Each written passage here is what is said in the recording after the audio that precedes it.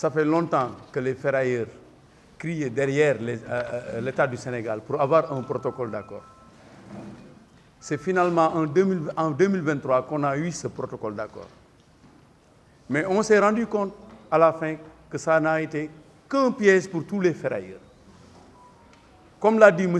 Moustapha Kane tout à l'heure, c'est un projet tripartite, protocole d'accord tripartite qui réunit et les ferrailleurs, et les industriels, mais aussi les exportateurs.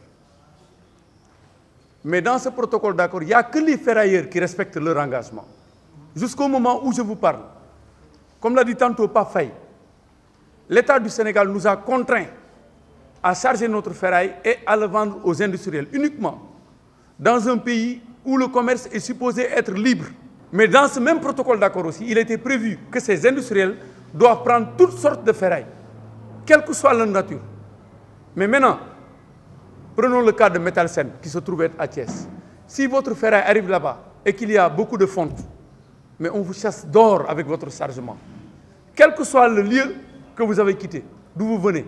Au niveau de Fabri Metal, la plus petite chose qui peut exister, un écran qui coûte moins de 30 000 francs, un écran qui peut permettre aux ferrailleurs de voir clairement son poids affiché, qui coûte presque 24 000, une caméra aujourd'hui.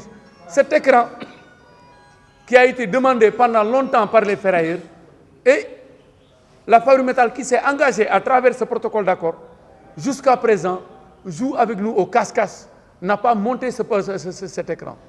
Aujourd'hui, excusez-moi, mais nous avons en face de nous des industriels qui font du mataï.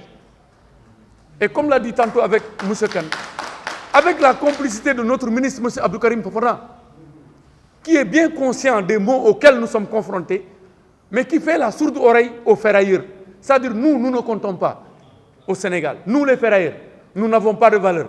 Nous avons un protocole d'accord qui est un piège pour nous. M. Abdoukarim Fofana nous fait vivre un enfer indescriptible. Les ferrailleurs sont fatigués aujourd'hui. On ne peut pas continuer à vivre cette situation. Comme l'a dit le président Kane, il faut que le président prenne ses responsabilités. Comme il l'avait dit tantôt au palais, nous confier à la primature, M. Amadou Ba, on a reçu les Jakartaman, on a reçu d'autres gens d'autres secteurs. On ne peut pas avoir des ferrailleurs qui constituent plus de 100 000 personnes dans ce Sénégal et qu'on refuse de les recevoir en audience. Et qu'on refuse de prendre en compte les difficultés auxquelles ils sont confrontés. 1 milliard et quelques, on l'a pris chez les ferrailleurs, 10 francs par kilo, 10 000 par tonne. C'est pour cela que tantôt, quand j'ai entendu Fabri Metal dire qu'il va financer les ferrailleurs, ça m'a fait rire. Pourquoi? Parce que ce sont les 1 milliard là qu'on a pris chez les ferrailleurs, qu'on va les retourner en leur faisant croire qu'on vous donne l'argent de la Fabri Metal, alors que c'est leur propre argent. C'est ce que nous dénonçons.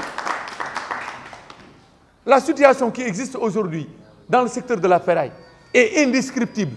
Je vous dis, est alarmante. Face à la complicité de M. Abdoukarim Fofana, qui n'est plus l'homme de la situation, qui doit démissionner. Nous avions un syndicat. Ce syndicat sera remis sur pied. M. Guiraud va nous entendre. M. Salim Ndiaye de la synthèse va nous entendre. Maintenant, notre message, nous l'adressons à M. Amadou Ba, à qui le président de la République avait confié ce travail d'enquête, qu'il nous reçoive, qu'il nous accorde une audience, pour que les difficultés auxquelles les ferrailleurs se retrouvent confrontés soient réglées définitivement.